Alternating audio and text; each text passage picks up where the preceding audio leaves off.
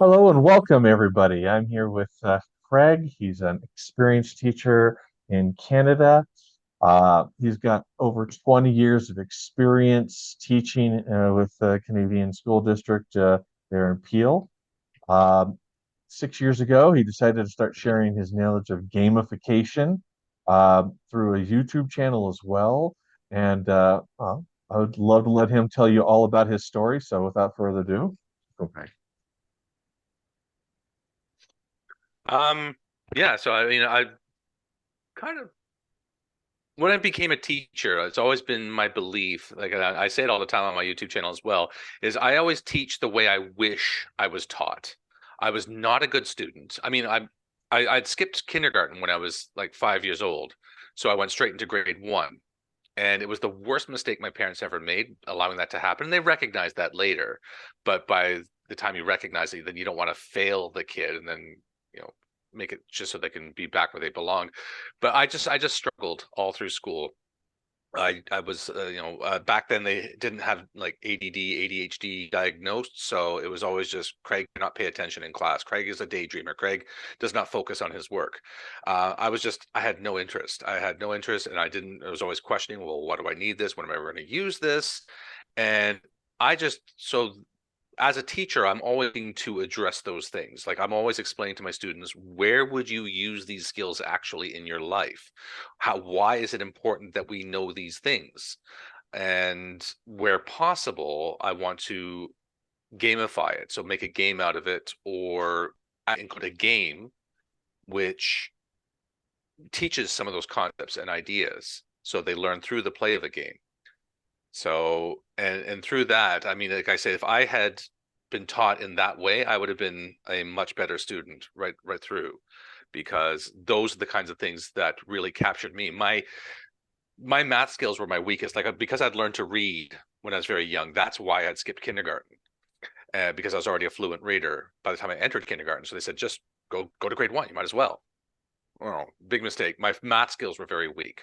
And it wasn't until I became a teenager and started playing different role-playing games and things like that, where in the creation of a character, you would have so many points to create a character. And then it was like, okay, well, if I add to this and this, and okay, I have 87 points out of 100. So then 87 minus that's 13, doing multiples of this. You're playing with numbers all the time. And that's where my math skills suddenly developed. And now as an adult, I feel that my math skills are, probably even a little above the average on the typical adult. So it's all come around because of games. And I have such a strong belief and passion for that I want to share that with others, which is why I started my YouTube channel like 6 years ago. 6 years ago in what's the date today? In 17 days. April Oh, 22nd is my anniversary. Yeah. nice. So it's almost time for you to celebrate. Are you going to do a special YouTube video for it? Um, I think I forget every year. So this year I might have to try and remember that. I mean, it's only six. It's not like the 10-year anniversary or something. That Right. that would Yeah. be that'd be really one to celebrate. But we'll see what I can think up or forget. Tell us a little bit about that YouTube channel. How'd you get Yeah. started? What do you really do on it? Well, okay. Actually, it's an interesting story how it got started, because it's called Teaching with Board Games. It started off when it first started. It was called the Board Game Teacher, but then people were coming thinking I was just teaching them how to play a particular board game. So there's a board game you want to know about, I'll teach you how to play it. Well, no, I'm a teacher teaching with board games. So the message got a little bit unclear. So I felt, well, teaching with board games as a YouTube channel was a clearer message as to what my intention is on the channel. So that changed a couple years ago. But the way it all started is it was something I had been rattling around in my head for a long time. But it was that year that I had finally got down and I started doing monthly goals with my students. I said, we were doing monthly goals where it was like, every month I want you to have a reading goal, a math goal, and a physical activity goal. And it's something I still do to this day. And that's been like, like over 6 years now. And because we were setting all these different goals, and I said to the students, like, if you want to do nitro type, or if you want to do, your own YouTube channel, or if there's something you want to do, of course you can add that extra goal in for yourself too. I mean, the goals are yours. They're you do what you want with them. I am only insisting on those reading, math, and physical activity goals, because those are things I want to encourage in you. Um, but so for me, I was doing reading goals. I was doing I'm not sure if I was currently I'm learning the Tagalog language, so I'm doing Tagalog goals. But at the time then I said, I'm going to start my YouTube channel. I said, I've thought about this enough. I need to just bear down and do it. And I actually only remembered that because the other day I was looking at my YouTube front page and I have a little blurb there at the beginning, where, like this because I wanted to find out how long I'd been doing it. And at the beginning there, it says, to my 4-5 class, you guys inspired me to do this through the goal setting. You know who you are. And it's like, oh, right, that's right. It was through the goal setting that this had happened. I think So, this is the oh, page you're talking about, right? Okay. hmm Make it yeah. bigger So I here. think if you click the arrow under the 532 videos there, the little side arrow, yeah, I think they'll have the description where I say to the kids, like, yeah. So a huge shout out to my grade 4-5 class this year. You know who you are. It's only through our goal setting projects that we have done this year and it has become a reality. I cannot thank you enough. So yeah, it was because we had set up that goal setting thing. It finally got me motivated to do it. I mean, I talk about the goal setting thing now and it's to me it's like transformed my life. I mean, doing the YouTube channel, all the books I've read that I wouldn't have read before, going to the gym is part of my monthly goals now too. So it's just doing so much through goal setting. But yeah, YouTube channel.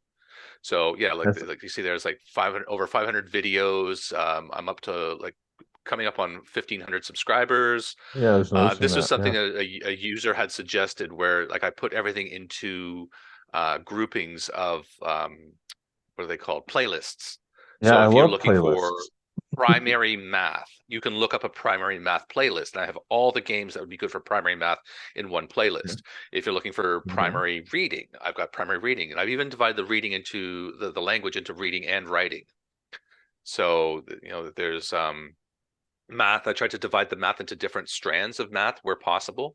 So like geometry, spatial sense, probability, number sense, things like that. So it looks like you're over a broad range of um, subjects, Hmm. math and reading being the main two here. What do you teach in your classroom? Well, I'm Mhm. grade 5, so I teach everything. Okay. So I Uh, teach so like the only things I don't teach my French because we're in Canada. We do French as a second language. I don't teach the French. I don't teach gym. I don't teach music. That's it. I teach everything else. Very cool. You got so many different playlists, so different. I love the organization. Uh, I do this Which is funny because with my I'm, you music. know, So I've been criticized by my principals in the past about not being organized, but I can be sure. organized when I'm motivated to or when I really want to do something enough. But when it comes to like if they walk into my classroom and they see the state of my classroom, they think because it's not tidy that I'm not organized, right? So, yeah, I mean, there Yeah. you go. Just Just goes to show, point them to this and say, hey, look, I am organized when it right? comes. I know where my stuff is. Just because you come in and look at it, it doesn't look like it. It doesn't mean I don't know. It's awesome. Yeah, so I was impressed with this when I first saw your website. So many cool different ways to teach, different board games, different tactics. Um, and I mean, you've told me when we talked before that you can use these to convert it to some of them to working with your students when they were online, like during the pandemic or the different types of Hmm. you trying to Hmm. teach online. Can you tell us Yeah, about if that? you go, How have you played with that? well, if you go back to just go back to the previous screen you were at. I don't The know, like the playlists? play, yeah, playlist. Go to playlist and scroll on to City of Zombies. City of Zombies is the best math game I've ever seen for teaching your basic math facts. See, there's my old one, the board game teacher. It was because it's just you're just playing with numbers. You're trying to match. You're rolling 3 dice and trying to match it to a zombie that's on the board, and so it's you know, you roll a 2, 4, and a 6, and you're trying to get like a 37. Now I've said that like 37, 2, 4, 6. So 6 times 4 is 24. 6 squared is, oh, you can actually, because 6 squared is 36. 2 squared is 4. 4 divided by 4 is 1. So 36 from the 6 plus the 1 equals 37. So there you go. I did it. Nice. Did you follow that? Oh, I followed a bit of it. Math is not my favorite subject, like you know, I'm an Okay. English Well, I teacher, mean, but but that's just it. I still, mean, and the kids get you this. I do it mean, so fast. when Yeah. I start this at the beginning of the year with the kids, and I make a goal to play it every day. Now, some days we don't get to play it, but it, you see the growth. You see the immense growth in the students by the end of the year in their math skills, their confidence and everything, because they're just, it's not just like flashcards. We're just, showing them a number. They have to roll three dice and play with the numbers, adding, subtracting, multiplying, dividing, squaring this, square root of this, just seeing what they can do to make it to get those numbers. And it's a cooperative game. So the other students at the table are also helping them. So here's a video with me playing with some kids at in the classroom. But when we had COVID and we all got put online, I was still recording these things, and I would show it to them and say, here you go. Here's this situation. How can you use these numbers to get these zombies? And then they would just, they would write in and they'd email me their responses. So it was still a way that we could play online that game to do that. Also, one I did was a uh, an online escape room. Hmm. So using Google Forms, I there's a way you can the Google Forms has a feature where you need to but you show them the first slide, and before they go to the next slide, they have to give a proper response. And if it doesn't get the proper response that Google Forms is looking for, then it won't let you onto the next slide. So in that way, they have the series of challenges that they have to do slide by slide by slide before, or I guess form by form. It's not Google Slides. So and they have to have the exact correct response before they go on to the next one. So Gotcha. that's something I've done with them as well, because that was inspired by the online learning too. Because Right. okay, we're online. What else can I do? So I was looking up what other things are thing. So yeah, classroom implementation. I'm not sure if I have it in the playlist, but I did have the ones. I don't even know where that shirt is anymore, to be honest. Pink I shirt. like it. Good pink shirt. Yeah, rocking it. The Yeah, because like I said, I had the classroom ones, and I don't know if I made those public because it wasn't Okay. really, it was kind of more applicable just to, okay, guys, here we go, we're doing this. It was just more informal. They knew what we were doing, I knew what we were doing, and like just let's go, let's do this. Hey, look in the background. What do you see in the background behind my head? That's the Yeah. monthly goals. Yes. They're all back there. And look at Yeah, you guys. yeah. Yeah. Accountability. I always say you have to be accountable to your goals too. So publishing them, having them set in a public place is important so that people can look at them and say, hey, is everything okay? You're not keeping up on your monthly goals here. This is one's falling behind. Yeah. It's good to make sure that it's public. I love it. And yeah, I love the Yeah. accountability for it. Yeah, I put mine You up on told me that Facebook. you told me that this one, City Zombies, is only available in England. There was Correct. another one that you liked that is more widely available. Yes, it is available in North America. Genius Games, which is an absolutely phenomenal company for doing these science games. Like they take things like cellular biology and make it into an amazing board game. Even people who don't know anything about cellular biology can play this game and enjoy it as a game. But as you're playing the game, you're okay. Well, I'm going to go to the ribosomes and I'm going to do this. I'm going to go to the mitochondria and get some more TCP, which is the energy. And you can't help but learn because as you're playing the game, you're talking about what you're doing and you're starting to make those connections. I'm talking about ribosomes and I'm not, while I said I got my math skills improved, my science was never great. Um, but they have a game. They got in touch with the designer of City of Zombies, and they did their own spin on it. And so they did. I want to say outmatched, but it's not outnumbered. So they didn't. They took away the zombie theme and skinned it as superheroes. So there's a superhero game now. So it's the same ideas, using the same concepts, but now with superheroes. I'm just looking at my spaces here. I've got some games just beside me here. Um, Here, if you hold on a second, I'll just go grab my copy. Sure. It looks like this is the outnumbered game that he's brought up.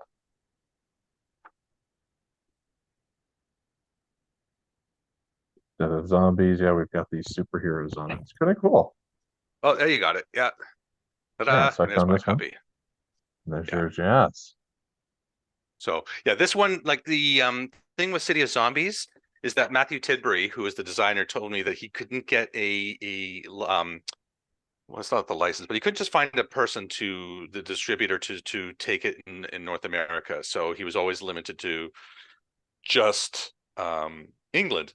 Now, having said that, a friend of mine runs a game store in Canada, and she had contacted Matthew and had got him to ship over a bunch of copies. So that the one store was the only store in all of North America that actually had copies of City of Zombies for sale.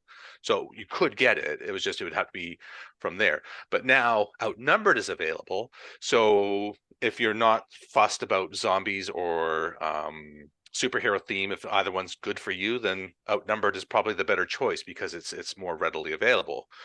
The rules are slightly different, but they're still much the same, and it's yeah. So they're both good. I like it. It's kind of cool to look at the different pieces and see how they work together. I think my kid would love this game. Oh. Hmm. So Yeah, that's Outnumber's a interesting. more fast-paced game. Yeah, So yeah, that is very interesting. What would you say is your favorite game so far that you've used with your classroom? oh well, City of Zombies. Yeah, that's not even close. I mean, because it's created so many of those moments, and like we had a student years ago. His name was Sahil, and we have something now in the classroom that we still refer to all these years later called the Sahil method, because Sahil had rolled, say, double fives, and he says, "I use the two fives, use it as 1 5 to get the number five zombie." And I'm like, you can't. Like to do City Zombies, you have to use all three dice, right? And if you Oh, don't okay. use all three, then they don't count. So he's like, okay, so like you say, he rolled a 4 5 5, and he says the four goes on the four, the two fives will become a five. I'm like, you can't do that. He goes, yeah, you can. I said, two fives don't make a five. He goes, yeah, you square the 1 5 becomes 25, divide it by the other five, it's five again. I'm like, oh my God, you're right. So just things like that where sometimes I don't see how to reach a number and the kids see it before I do. Or they get something else, or like the beauty of it too is like I may see, oh, I know how to get the 16. I would do it this way. And they're like, oh, I get the 16. They do it a different way. And it's like those both work. That's great. So there's just all these different ways just because the numbers are so fluid in that game. It's so amazing. It's just so much fun to see as the kids are making those connections and things. But yeah, like that whole Sawhill method is something we still talk about now. So if anybody has doubles, they'll say, okay, I've got two fours. I do use the Sawhill method. It's a four, right? And so we know now what you mean when you say the Sawhill method. So it's named after Pretty that cool. Yeah, kid who had done it that's first. really cool. Yeah, it's awesome to see how the kids' minds, open up when you start working with these different methods. 'Cause Hmm. I could have used there's so many different ways that teachers could have worked with me when I was growing up as well. Because again, ADD was still pretty new and trying to figure out where's your mind, where's your brain, why aren't you here in the moment type situations. And there were some teachers who were able to bring me back into the moment using different tactics. Usually it was something very interactive, and games would have been there for me back then. They would have been Hmm. perfect. Yeah. So much reading and math and things involved in games, and in any game, it's gonna you get those reading and math skills going, and they may not be the best game for that kind of thing, but it's going to be something, and it's going to be engaging because kids are playing and they're learning through the play, and it's fun, and they're more motivated. So, You remember the first time you used the game in class and like what it was or what the situation was? hmm, the first game I would have ever used. I know actually what it probably would have been a review for a class, and we did like a Jeopardy style quiz show thing. I just drew like on the chalkboard. I drew the squares and the points and stuff like that. But it's nowadays you can get that done through there's like a Google slideshow somebody did up, and there's also Flippity. Flippity Mhm. is a website that has a lot of randomization things, and they also have like I think it's a Google based one, but they also have like a quiz show Jeopardy style quiz one where you enter in your questions and answers, and it tallies the points and everything for you. It's great. So Cool. yeah, Have you, is there a classroom subject that you think hasn't lent itself to your board game strategy? Yeah, when we teach the puberty class. That would be a difficult Like, operation. um, yeah, that's actually coming up for us. Like in grade five, the one of the health topics is the developing bodies as you transitioning through puberty from child to adult, and what changes they can be expecting and everything like that. So it's always like the kids groan and cry, and but they need to know, right? Um, Right. it's some are going to be harder. I mean, like science is going to be more difficult to gamify and things like I gamify a lot of my science through the quiz shows and things like that. But for like a board game, it's going to be more difficult. But that's where like Genius Games they are genius in the way that they do those kinds of things. So you tell me that they were going to make one about the covalence between molecular bonds. It's like okay, yeah, let's make one more. They did. They made a great board game about that, right? I was just looking at About their site. atomic I was showing their site structures there. Yeah, and love that. you well they have cellulose, no, cytosis, which is their game about cellular biology for animal cells. They also have cellulose, which is about the plant cells, and it's a different, it's same idea, but it's a different game played in a different way with different things. It's just like it's phenomenal. It's just like so like if I was like a high school science teacher, I would be like all over this. I'd be really just like, come on, let's get more of this games happening because Really it's just interesting. like these high level signs that they're teaching through the play games. Like I played one game with my grade five students. Have you ever played Sushi Go? We love that in our family. Yeah. Yeah. So this one is very much like Sushi Go. What's this name of it? Atomic, a compound building game is what it's called. And it's very much Sushi Go. It's just draft one, take it on, draft one, take it on. And the kid, so I'm playing with my grade fives, and one kid's like, "Oh, NaCl! Look, I just made salt." It's like, right? They're like, Yeah. oh wow, like you're understanding these things. Now you may not fully understand the big thing of what you're talking about, like the molecular things coming together and so, but they like it was one of the like goals. You have different goals you have to do, and like one was making salt. So they said, oh, NaCl, I've just made salt. It's like so they understood that, So to an extent they understood that, but they're making those connections, and to me, like I said, that's wonderful that they can take such a difficult topic and one that's traditionally so boring and turn it into something interesting and fun that Yeah. people would love to play. You're not just looking at the diagrams of, all right, so you have your H here, you got your twos, your two O's up here, and you got to draw the lines. Yeah. And then get even more complex. I remember how complex it got. And my Yeah. mind just kind of like phased out some of it. But yeah, my son had to recently do something like that on his school, which is a totally 100% online school, and they did something similar to what you said. I don't know if the teacher used that particular game or not, but they were doing something very similar to that so that the kids could get the concept and have fun doing it. Yeah. Cool. Yeah, there's other ones too. There's one oh, something the Science Ninjas. Um I don't know if I have that game here or if I have it at school. Can you show But our viewers your collection? You showed me before oh, this. yeah. Mine the other messing around, but so like my wall, this wall behind me used to be my gains, but we've moved it over there now. So Such a where's my finger? I such a can't huge room. Oh, try to come yeah. Anyway, so over that way you can see there's like a cabinet where I've all my miniatures that I painted. Then we start with nice. the games. In those bins is just I keep pieces to things, and then it's hard to. There we are. That's sort of kids' games in those two shelves here, and then Okay. more games down to the end of the more miniatures stuff behind the couch and everything. And that's my painting desk there. 'Cause I like to Nice. paint up the models. Yes, I just that's find it more relaxing. enjoyable to have them painted. It is. To me, it's very zen, very, very relaxing to just sit down and paint, just get into it.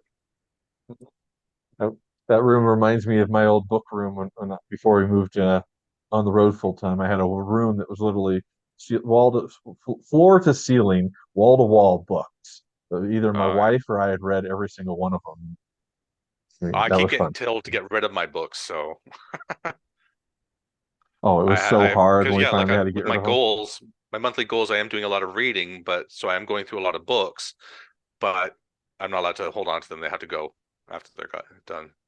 You So can find a digital version of it if you really want that same book. yeah, yeah, true.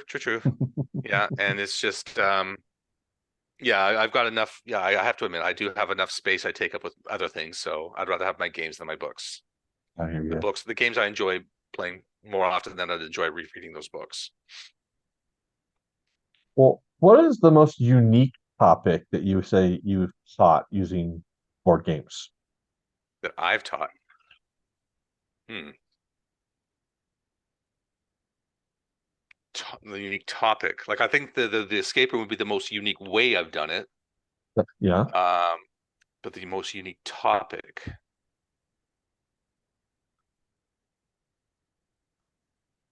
Um,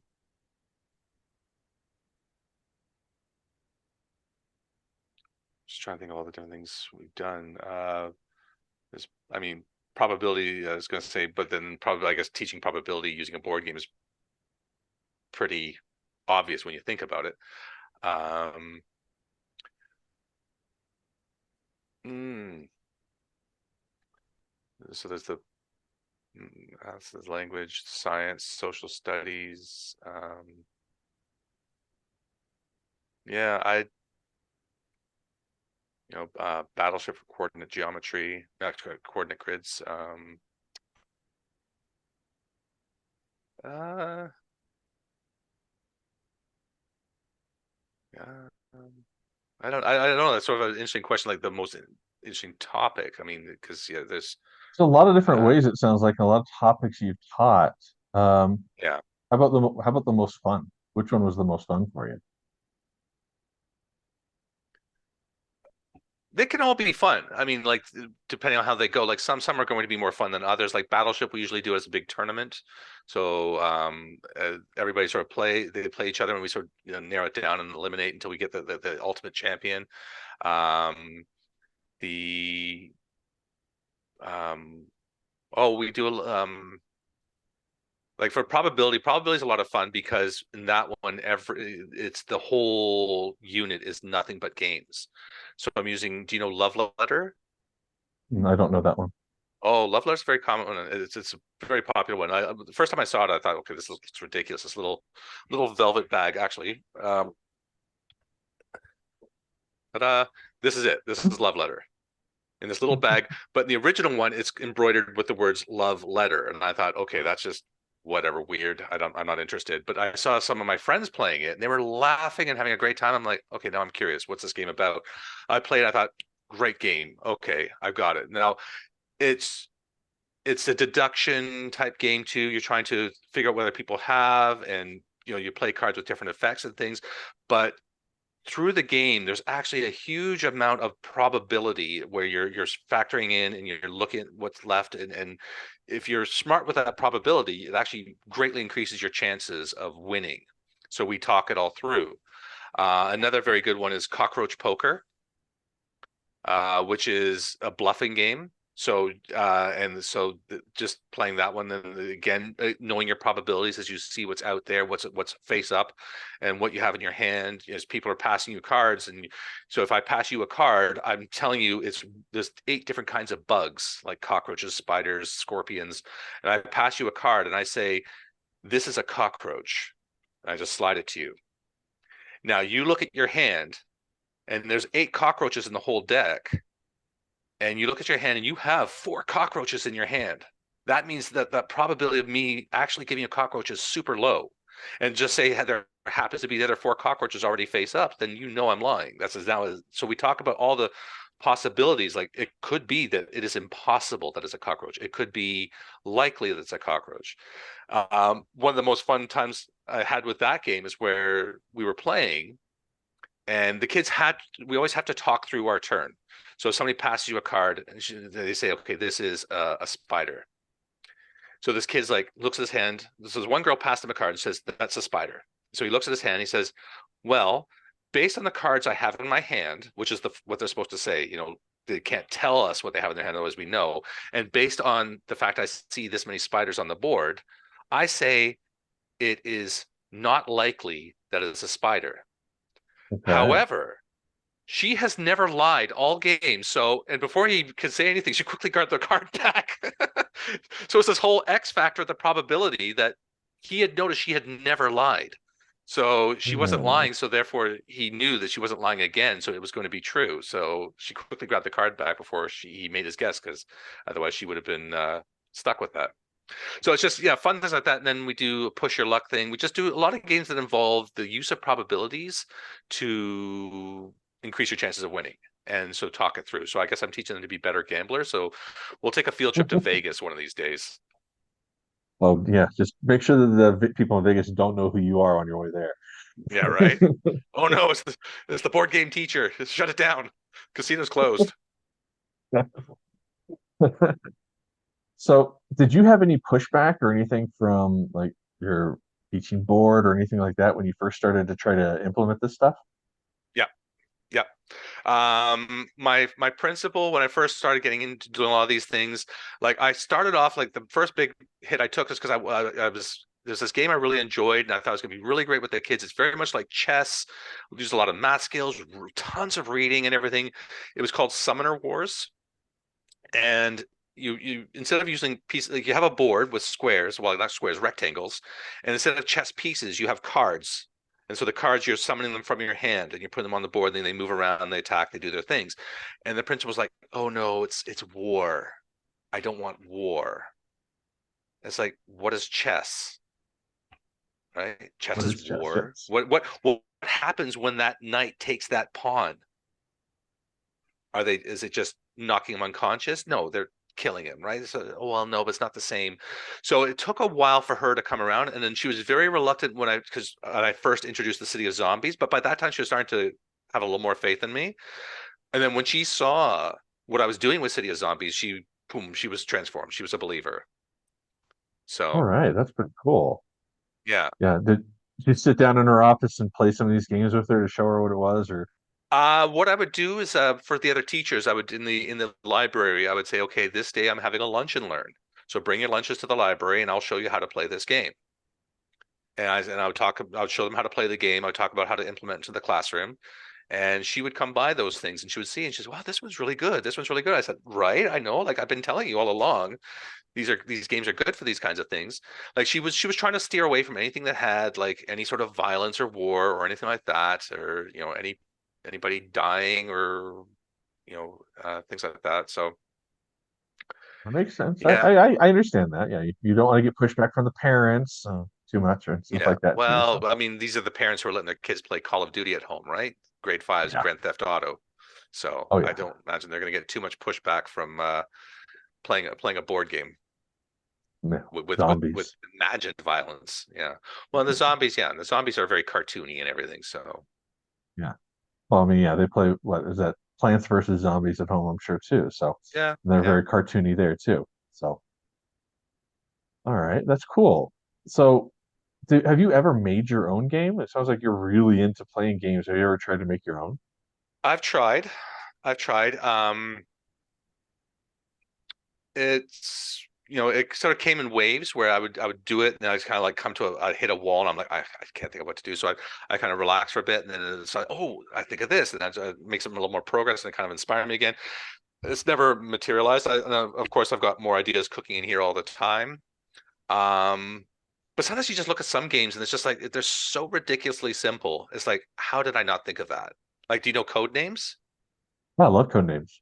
Yeah, so what a basic concept, but Super so basic, super effective. fun. Yeah. Yeah, exactly. Exactly. It's like a great game. It's so simple, it's so easy to introduce, so accessible. So yeah, it's just and great for ESL. Yeah. So Another game that's simple that you wish you had thought of was compatibility. If you remember that from the 80s. That one was a no. really good one. It's kind of like code names, except you're playing with your partner to try to determine how compatible you are. Oh. We played it with our parents, both sets of parents, and we ended up winning over both sets of parents. I've never But heard of that yeah, one. you throw down an idea, and then if you guys kind of pick the same kind of cards, then you're more compatible. And it's how Hmm. your brains merge. Or if you can guess, okay, I know that they pick that version or whatever it was. And so you know what your partner is going to pick. It might not be what you would pick, but you know what they would pick. Hmm. Very simple concept. Similar to code names in some ways. Yeah. And there's actually a cool story about a girl. She's the youngest board game designer ever, not youngest international board game designer ever. She designed Sleeping Queens, which I is don't. enjoyed by a lot of the primary students at my school. My junior students still love it. It's you can see how she got the idea. She's 6 years old, the designer, Oh, wow. and yeah, the story that in the it's like a deck of cards, and in the deck they have a card describing the story. How she just said, trying to go to bed one night, and Dad was putting her to bed, and she's like, "Daddy, I got this idea for a board game or a card game." He's like, "That's nice, sweetie. Go to bed." And so the next morning, woke up, and there she is teaching her younger sister how to play it. And the dad looks at it and thinks, I think you're onto something here. So they went with it, and yeah, she got published, and now it's like boom, it's everywhere. So it's very simple game where you can see how she used like a regular deck of cards, use the face cards as other things. So everything has like a counter. So like the queens are all sleeping, hence the name, face down, and they're worth the points. The kings can wake up the queens, but then you got dragons who knights who try to steal the queens from other people, but the dragons will stop you. A potion will put the queen back to sleep again, but the wand will stop that. And the number cards are just nothing. They're not good. But what you do with the number cards is you use them as mathematical equations to get rid of them. So if you have like a 1, 3, and a 4, you say 1 plus 3 is 4. You just got rid of 3 cards and you get 3 new ones, trying to get those better cards. Huh. So yeah, it's a really, really neat game. And like I said, young kids, I haven't met a kid yet who doesn't love it. And playing with some adults, they're like, well, can I use the two like a squared? Like I have a 3, 2, and a 9. Could I say 3 squared is 9? I said, if you can explain it and it makes sense, I don't care what you do with the numbers. That's the whole point of the game, right? So yeah, so it was interesting to see even adults like playing, because I think I just bought it for the classroom, and somebody said, "What's this?" And I told them, so they said, "Oh, let's play it." So okay, I was like at a board game meetup on that night, and yeah, so it's that one's a very popular game too. But like I said, it's interesting because it's, youngest board game designer, international board game designer ever. I think that's hard to Interesting. beat at 6 years old. At 6 years old, yeah, I don't know that you're going to get somebody younger than Yeah. that, but who knows? Well, then, what kind of advice do you have, or could you give to some teachers watching this that are inspired and want to incorporate it in their physical classrooms, their online classrooms? I mean, whatever. Well, start off look at my YouTube channel. Mhm. Subscribe. But I mean, just there are so many new games coming out every year. So just it's hard to stay on top of everything and being aware of all the games, but just this is where it's good to use a resource like that and to see how you can use that. Look, maybe if you see a game, there's some games that are obviously going to lend themselves better to a classroom setting. Things like Scrabble, Bananagrams, Word on the Street are very good language games. City of Zombies is very good for your basic math skills. So games that have that obvious element into it are going to be better than one that's going to be a little more um, difficult to see. Okay, what's the connection between this and how am I going to use this? Or games which are quick.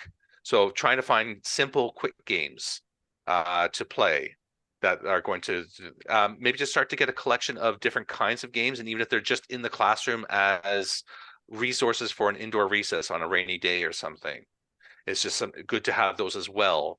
And take the time to maybe even play with the kids and or do a board game club or something so they know how to play the games, or take the time to teach maybe a couple ambassadors in the class who can then start to teach the others as well. So that way other kids learn how to play it. Kids, I find my students are always loving to learn how to play new games. I'm showing them new games all the time because we don't always have the time to play games all the time. I try to incorporate as much as I can, but having them there accessible, like I've got a big closet in my classroom full of games, and the kids are always pulling them out. Like today was raining, so games were coming out and they were playing. Because even if it's not through a curricular subject, then just the fact that they are playing, they are still learning. So rather than just doing an indoor recess where they are just drawing, or well, I suppose that there's benefit to that too, but I mean they can be doing more work on math and reading skills through the play of a game. So that's good. But I mean, for incorporating into the classroom, just try it. Like do a little bit of research into what you're getting and see how it's going to work. Some games are going to promise to be good, but you can't always do, like I know there's some I've looked on my channel. It's just like, they try to make it sound like, oh, this is a fun math game. Like I'm thinking like there was a one Fraction Fortress, and it's just like this trying to build this tower, this cylinder out of these fractional pieces. But I fractions as pie slices is not great, and it's just not really teaching Yeah. a lot. So some try to make it fun, but it's just going to frustrate the kids. If the kids are getting frustrated, that's when you really want to make sure that you're stopping, because the last thing you want to do is get them playing a game to the point where they're frustrated, then they don't want to play anymore. And then the next time you introduce another game to them, hey, let's learn with this one. Nope, nope, nope, nope, nope. They have that bad experience, that bad taste in their mouth. They're not going to trust the games anymore, and they may miss out on a good opportunity, especially if it sours them for playing, on family nights. And encourage parents to play with kids at home too. That's something I talk to parents about a lot. Is doing a regular family game night, because that's a great way, a fun way to just work with your kids at home and get the parents on board with it too. To just through playing games and learning through that at home, continue that learning at home. Because if kids get hooked onto board games at a young age, they're lifelong learners. Okay, yeah, I do get that. Yeah, the more you play on board games, the more you want to explore new games, and they're Very not. true. It's a different type of addiction than the video games are for the kids. I think that sometimes it flips a different switch in their head. Video games can be very educational as well and can be used that way, but it's a different switch because there's a lot of different hand-eye coordination that be needed. Some board games require some of that as well, but most of it is a lot of thinking and wrapping your mind around a different concept. Right. And with video games too, you're often playing with somebody in another location. If you're playing, so you could be playing some random person, and sometimes the people feel very free to just be completely awful in the way that they're speaking to them, because they feel safe hiding behind their screen, that they can just say the most terrible things because they don't have to face that other person. Whereas if you and I are sitting across from each other at a table, I'm not going to be as likely to do that. Not that I would be like that on a video game, but I mean, those people who would Right, I speak to get it. that way in a video game are not going to be that way if they're sitting across from that other person. Yeah. So, The worst you might have in um, a board game is somebody just who's always blocking your move, or not. Their strategy is stopping you, well, not winning. the famous table flip, where somebody's Yeah. had enough and they just either swipe everything off the table or they just flip it all up. Yeah, there's always that possibility, but I've never actually seen an actual table flip. No, I've never seen it. Um, Been yeah, close. yeah. I've seen I have people a walk family away member from it. who really got that way once or twice, really close. Yeah. But most of the way will walk away. Yeah, most of the way will walk away. So I was also curious as to how much of a percentage of your class, because you've got a certain set of standards I'm sure you're supposed to meet and get your kids ready for the tests. It might be a little different in Canada, I'm not sure. But how would you incorporate these board games, and do they take up the entire class or the fraction of your class? Oh, well, yeah, fraction, because I can't gamify everything. Where like some of the learning has to be done, you have to just pick up a book sometimes and read that. Like we're doing novel studies, um, we're writing letters, we're working on speeches right now. So there's a lot of other things we do as well, but the games are just like, I mean, too much of anything is not good, right? I don't think that gamifying absolutely everything is going to be the answer, but I think adding it in there and just allowing the kids that opportunity to learn in a different way is good, because games aren't going to work for some kids at all. So while some kids are really good learners through reading, some kids are going to be really good, just those different intelligences, right? Some kids are just going to learn better through gameplay, where I think a lot of kids will, because it is more motivating, but it's not going to reach everybody. So you still want to make sure that you're doing other things, and some things are just better done in other ways. It's just another tool in the toolbox, and I think it's one that teachers need to reach for more often. I love that idea. Just tools in the toolbox. And along those lines, this kind of reminds me. you and I were talking about Board Game Arena, Hmm. which is another tool that I like to use, and I've started to try to incorporate even with my ESL students, uh, get them access, get them online, and then we can both play games virtually together. Um, it's a really cool tool. Lots of different Hmm. things. Like I was just playing with my son earlier, lucky numbers, teaching math. It's highest to lowest type stuff, but it's very simple. But it's also a fast-paced game. You can finish it in 2 to 5 minutes, depending on how fast Hmm. you are. I mean, there's classic games. There's always new games coming on here all the time. One of my favorites is Azul. I haven't figured out how to incorporate that into with one of my students yet, but that's one of my favorites. Hmm. Uh, have you ever used Board Game Arena at all? I haven't used it because I haven't played it enough to make it worthwhile for me to get the membership. I have played it with friends, like especially again during COVID. I had a couple of friends who did have memberships, and they said, "Hey, do you want to play? I'll host." I'm like, "Oh, if you're yeah, sure, let's do it." I mean, they could host, so I can play even though I don't have a membership because yeah, they're hosting. But I've never, no, I haven't used this. I Yeah, because I have a lot of things in my classroom that I would use, because to do this would be, I think, a little more tricky with a class setting. I would rather try and do things in Yeah, in person. it might be because when you have games that are 2 to 4 people and you have a classroom of 15 to 30 people, I'm not sure. Uh, it might be a little bit more difficult to set up breakout groups for certain things like this. Um, Yeah. But I know when I teach group courses, it's usually no more than 4, maybe 6 students. And this is a great way to talk through it, especially Hmm. since I have the premium account, or my wife has the premium account, and I can set up however many people into a game. Then you and your student can talk through a game. If you're teaching math concepts, you can use a game that is math type concepts. If you're not, most any game can work for English or any kind of language learning, as long as you're willing to talk through all the moves, talk through the whole game with the student, and kind of work through it with them. And then there's some reading involved as well, which is great. Hmm. Now, have you ever played Blue Kit or Kahoot? Nope. Kahoot, yes. I've never tried Kahoot, BlueKit, yeah. no. Yeah, so Kahoot, like those are other ones I also did when we were online in the COVID thing. But Kahoot is, yeah, like your typical game show, right? So they have a thing with the four answers and who gets to answer the fastest. Blue Kit, I think, is like is very similar to Kahoot, but I think it's better than a Kahoot because Okay. rather than just everything like you just have always chasing the leader.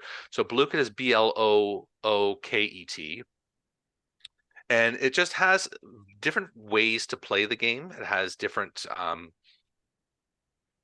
different games. So those are the blue cards. So each person will have like one of those animal or dragons or whatever. So like I one they have like a plate with fried eggs on it and stuff. Those are your blue kits, and that's your avatar for the game. And you choose a new one each game. And then, but there's different ways to play. Like there's one where you're all like computer hackers and you're trying to steal money from each other. There's ones where you're fishing, ones where you're doing tower defense, and these things are coming through, and you have to shoot them with your tower things. But in order to do anything you want to do in the game, you have to answer questions, and it's all questions like whatever you want. I mean, you could do anything from addition, subtraction, multiplication, division to name that president to NBA players to anything really. I mean, like people have made sessions about every kind of topic. There's like so many thousands of different things out there. What I always look for is like if I'm saying like I'm doing multiplication, I want to look for one that has like a variety of questions. Sometimes I'll have like 3 questions, and it's like, well, that's silly. It's just the same 3 questions over and over and over again. That's nonsense. I want more questions. So, and when you look through them too, like something maybe I would do like circulatory system when we're reviewing it for science. I'm like, okay, circulatory. So I make sure I look through the questions first, because if I'm looking through and I'm like realizing, oh no, this is like really high level circulatory system, my students won't know this. So you have to make sure that you match the content to your class. But other Okay. than Yeah. that, I mean, like I said, there's just all kinds of different ways to play. So it's not like Kahoot is always just that one, just answer the question as fast as you can. This one, you're answering questions as fast as you can, but you're kind of doing your own thing through the game. You're playing your own game against everybody else's games, and you just interact with it in different ways. Like there's one where you're doing like digging dinosaur fossils and stuff, but you can do this thing where you're allowed to cheat. But once you've cheated, until you answer the next question, you can always be caught. And if somebody else like clicks on your thing to say, check you, if they catch you, then you take a penalty. So there's always that thing, and the students are always like screaming when they catch somebody in the thing, "Ha ha! I got you, Mr. TW." Something like that. If I cheated and they got me, so that they love that. Wow. Um, but yeah, so it's just it's this one to It looks me interesting. And you don't is have is to a create lot your own more fun. all, but you create your own game too? You can add your own questions in, or is it No, just no. picking Well, what other oh, people create your have own done? questions, yes. Create, I think, yeah, but like the games are set, but you can absolutely. That's where they come from. It's like people submit their own sessions, right? And well, I call them a session, but whatever topic it is that you want to include in there, whether it's like I say, anything from arithmetic to social studies, science, whatever, you create your own, you can create your own thing as well. Yeah, grammar. Yeah, I think I've done some grammar ones. Capitalization. My students are just so texting now has just killed their ability to capitalize properly. Yeah. Oh, yeah. And spelling. I mean, they're reliant on their spell checker. I mean, the AI has basically been involved for a while. Yeah. So, Yep. well, do you have any final thoughts? Anything that you'd like to say to anybody out there? Obviously, we want them to come check out your YouTube channel for sure and subscribe. I'll definitely recommend that. Pretty cool. Like I said, I've been playing around looking through some of your videos on there and getting some really interesting ideas of my own. But in light of the COVID pandemic and how things are panning out now with schools doing some things online, a lot of things still doing a lot of physical stuff. How do you think the future of learning is going to play out?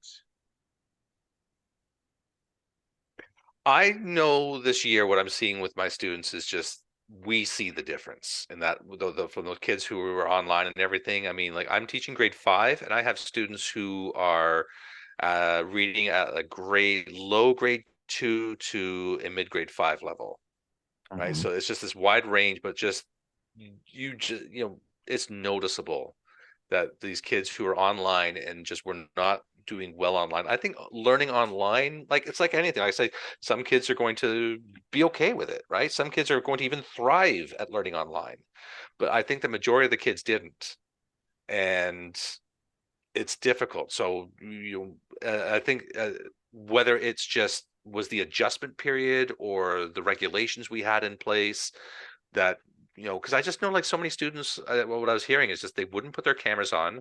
Some kids said, oh yeah, I slept through school every day, and I would turn on my computer and I'd just turn off my camera and go back to sleep or go play a video game or whatever. It's just keeping those, it's going to be, it's difficult to know how you're going to keep those kids accountable to the learning. So there's a lot of factors and things. I mean, it's a new thing to explore, a new way to do things. And is it viable? I mean, I think it could be under the right circumstances, but it would just it would take a lot of trial and error before we got to the perfect Yeah, I've sort of talked to a place for that. lot of teachers who've done it, some who hated it, some who loved it. But it really comes down to how it's implemented, I think is right. If the student doesn't want to be there, like you said, they turn off their camera, they go back to sleep. Their parents are at work. They're not gonna know, whatever. But if you find a way to engage the students, I think that's the key. Finding the way to engage them, even online can work for those types of students. My kid is proven on that. He listens more than he actually participates. But if it's a topic that he really likes, science, history, he gets in there and he'll participate, do the group stuff, just like really rock and roll. But if it's something he's not interested in it at all, he'll zone out just like everybody else. Yeah, yeah. So, yep, I totally sympathize with that. I mean, yeah, when I'm listening to something I'm not totally engaged in, I'm zoning out, and you know, it's difficult.